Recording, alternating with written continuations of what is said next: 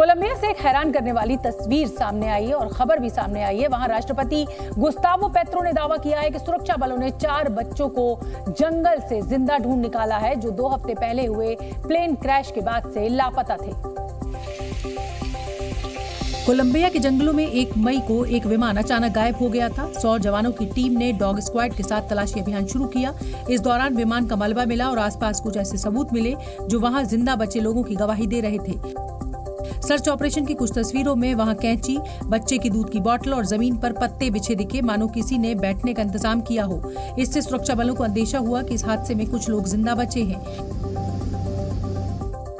इसके बाद कोलंबिया के राष्ट्रपति ने ट्वीट कर दावा किया कि हमारे सैन्य बलों के गहन तलाशी अभियान के बाद उन 4 बच्चों को जिंदा पाया गया है जो ग्वावावियार में विमान दुर्घटना में लापता हो गए थे।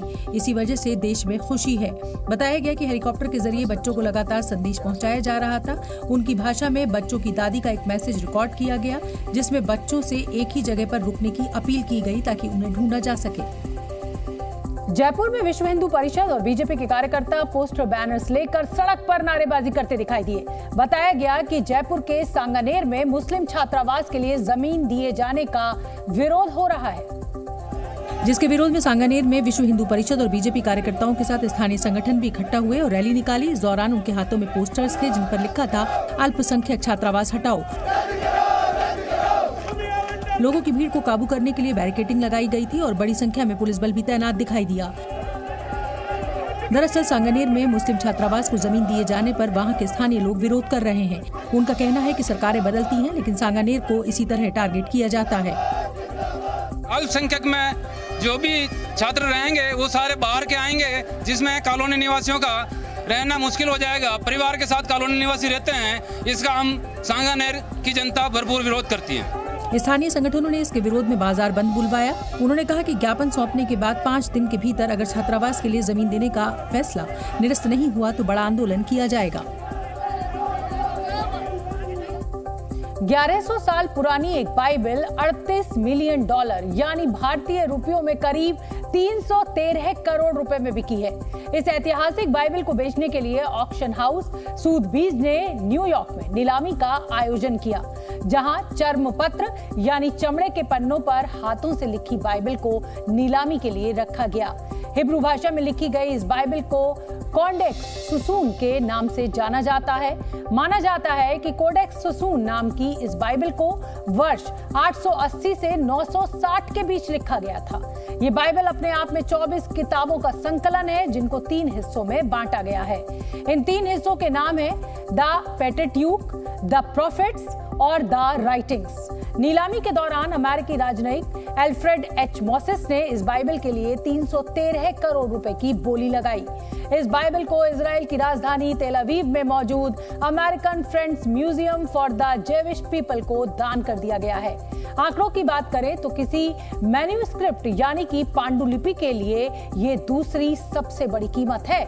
इससे पहले अमेरिकी संविधान की एक दुर्लभ पांडुलिपि के लिए 2021 में $43 मिलियन यानी करीब 355 करोड़ रुपए की बोली लगाई गई थी। रूस ने यूक्रेन की राजधानी कीव और ओडेसा पर गुरुवार को तड़के मिसाइल हमले किए, जिससे एक व्यक्ति की मौत हो गई और कुछ लोग घायल हो गए। यूक्रेनी अधिकारियों ने बताया कि कीव में धमाकों की तेज आवाज सुनाई दी और विस्फोट के बाद गिरे मलबे से एक गैर आवासीय इमारत में आग लग गई। यूक्रेनी अधिकारियों ने रूस द्वारा दागी गई ज्यादातर क्रूज मिसाइलों को मार गिराने का दावा भी किया, जिसका मलबा 2 जिलों में गिरा और एक गैराज परिसर में आग लग गई। हालांकि इस आग पर जल्द ही काबू पा लिया गया।